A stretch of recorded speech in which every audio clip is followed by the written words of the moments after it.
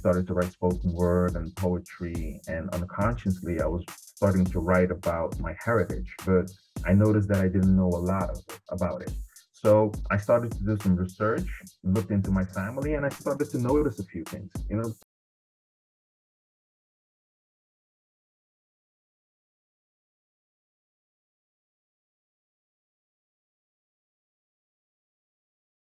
For Vibe 105, I'm Fatima Hussein covering the Caribbean Tales International Film Festival. And in focus today is the animated feature Kunu, the Curse. This beautiful animated piece is a mix of 8 stories brought together to create a moving narrative. Joining me today, all the way from the Netherlands, is director Onias Landveld. Onias is a writer, storyteller, spoken word artist, and the former poet laureate of the city of Tilbury, Netherlands.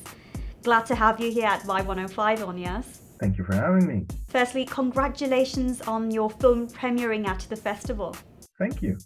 I'm really happy that it transpired the way that it did. I really want to know, why aren't you here in Toronto for the premiere? My schedule wouldn't allow it, unfortunately. I would have loved to be there, see what Tim Horton is all about, but I couldn't make it. For our audiences here, what is the film Kunu about? Well, Kunu is a manifestation of a few questions that I had concerning my family and identity. So I'm Marroon from Surinam, and my ancestors were enslaved people, but not the ones that worked on the plantation necessarily, but the ones that escaped and started to combat colonialism, fight against colonialism, and they managed to build a society in the jungles of Surinam. And until this day, they're flourishing, they're living there. But as I was searching my own identity, because I've lived in the Netherlands for so long, I started to write spoken word and poetry, and unconsciously I was starting to write about my heritage, but I noticed that I didn't know a lot about it. So I started to do some research, looked into my family, and I started to notice a few things, behavioral patterns, people doing the same things again and again, hitting the same walls. And in my culture, we believe that your ancestors, the things that they do, good or bad, they have an effect on your life in the present. So I started to dig a bit further, and I found similarities between me and my uncles and my grandfathers, and I came across this concept of intergenerational transference and transgenerational transference, and that's how Kunu started. Kunu means curse, and for me, I don't believe that curse, that goes from generation to generation, has to be something spiritual. Sometimes you just need to apologize to your family members and your children, and some things they won't inherit, of your behavior, and it can have a clean and fresh start. So that's how Kunu actually started. Kunu is aan de schaduw van jouw eigen vloek ontsnappen. Kunu is het intergenerationele cadans dat grip houdt op je leven. Kunu, wanneer de trauma's van jouw voorouders als rimpels door je familielijn ebben. I've read in an interview that you intentionally sought to create a team consisting only of people of color. What was the reason behind that decision? Well, in the Netherlands, you do not have a lot of animators of color, and you have even fewer female animators of color. So I decided to use Kunu as some sort of platform, a launching pad for them to showcase their talents and work on a project that they identify with. Because there aren't a lot of projects, TV shows, whatever, here in the Netherlands and Europe, that as a person of color you can identify with.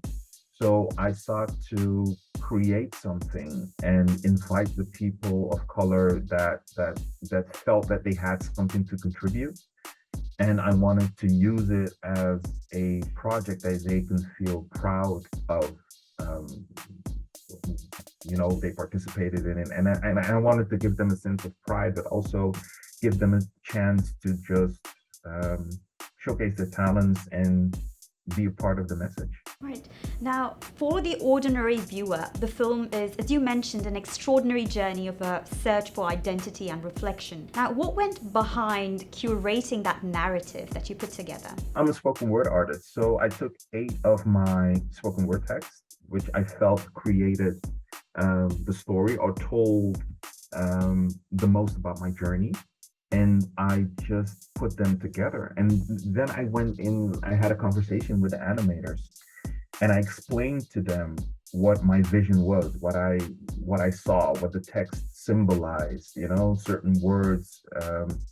And then we just sat down and they created some sort of an image that they had also, and it just came together beautifully. I don't believe we had one major discussion about the scenery or the way that it was animated or what they needed to do. It was extraordinary. They just felt and resonated with what I wrote, and they just started to animate. And I really wanted to give them a sense of freedom, because most of the animators, when they get an assignment, they are really caged in. This is what you have to do. This is what you need to draw. But I gave them a sense of freedom, and when they came back with sketches or the preliminary art, I was just blown away, and I said, well, this is exactly what I want. So it was a good choice. Mm-hmm. Now, as you mentioned that, in this particular film, you actually go back to your roots with reference to your Marroon identity. I'm really curious to know your thoughts and emotions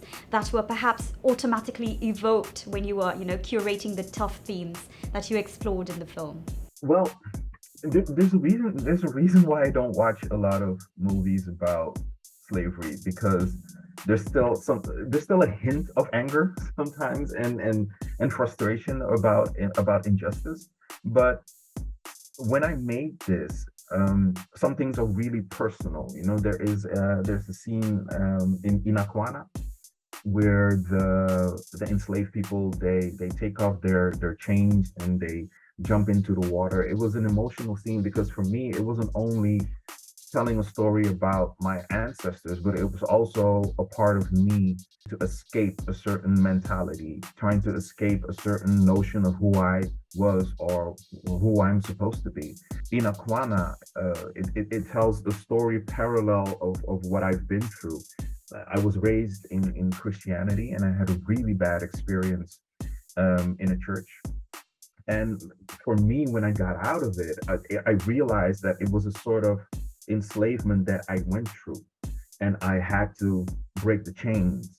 So, and by all means, I'm not saying that Christianity is bad or whatever religion is bad. I love it if people believe what they want to believe, because, their hearts are into it. But for me, it wasn't the right choice. It wasn't the right place. So some parts of Kunu are always is also telling the story of how I escaped a certain past, how I escape certain people, certain thoughts. So that was very, very emotional. And also the animation, the voice, where the character is swimming away from a burning ship, that also is symbolic of me just leaving behind a place. I just burned it and sent it out to sea, let it sink. I'm finally free. So it was an emotional journey, and I have to say, when I wrote the text and I went into the studio and it all came together, I shed a few tears. I have to say. Het gedrag dat de ouderen van hun ouderen hebben ervaren, geven ze door aan hun kinderen. So the spoken word content and the narration, which you've done, is mostly in the Dutch language. But I also heard an interplay of other languages spoken in the Afro-Caribbean regions. Besides being from the Netherlands, was there any other reason you decided to express this in the Dutch language? Well, there is a part 2 coming, and that's going to be in English. I have to translate it, but the reason that I did it in Dutch, firstly, is, well, for practical reasons. The subsidies that I got, it was in the Netherlands, so I did it in Dutch. And I also want people in Suriname to hear it, to see it. And the language that they speak is they speak, among other, things, Dutch. So I want it to be accessible for a lot of people.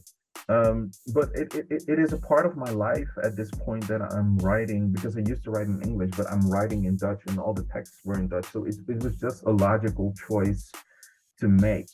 Kunu is actually the animation. It's part of a live theater show because I have a production house and I make my own theater solos.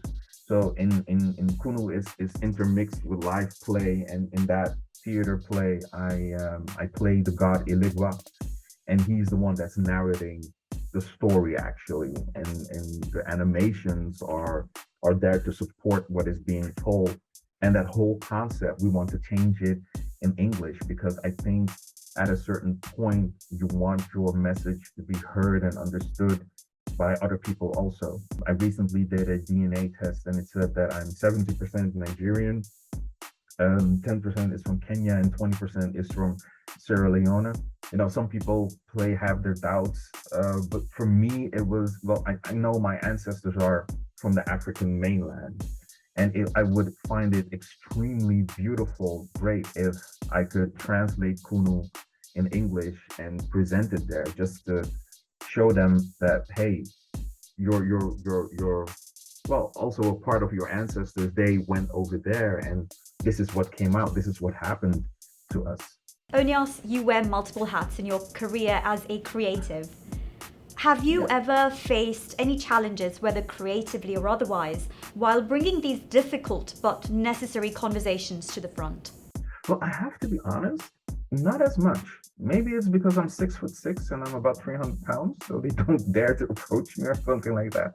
But not as much, because I have a story. I have another theater play. It's called Roots and Cassava, and there I explain the history of my name. My name is Langveld, and it's a very Dutch sounding name, but actually it's a war cry. It used to be Lantifa, land fear. That's what they used to cry out before they went and attacked the plantations. That's where the name comes from. And I explained what my life in the Netherlands was like as a small boy, you know, as a refugee from the Civil War in Surinam. We fled to the Netherlands.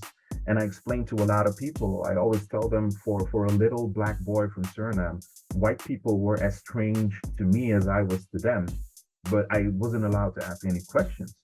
So some people tell me that I have a way of framing a story that everyone can understand it and they don't feel attacked. So when I made Kunu or Roots and Cassava, I was just telling a story, the story of my life. And I always tell people, look, this is history. This happened. This is history. This doesn't have to be your future. I'm not judging. I'm just telling what happened. And people have their own interpretations to it. But I've never been in that position where I had to either defend what I was making or what I was thinking, or I had to defend why I find this important. And I'm still thinking about it, and I'm still expecting it to happen, to be honest. But until now, people haven't reacted negatively. I'm glad they haven't. Where can our audiences watch the film? I believe they can see it at the festival, the 21st. It's going to be shown, and I hope a lot of people will come and watch. Wonderful. What can we expect to see from you next? Well, as I said, Kunu was going to be, I'm going to develop it further. So I'm going to dabble in CGI. As I told you, there is a theater play about Kunu, but what I'm going to do, the character of Iligwa, we're going to do a project with motion capturing. And we're going to have the theater play, we're going to film it in first-person perspective, so that it looks like he is actually talking to you. And we're going to mix the animation with it. And that is the second step.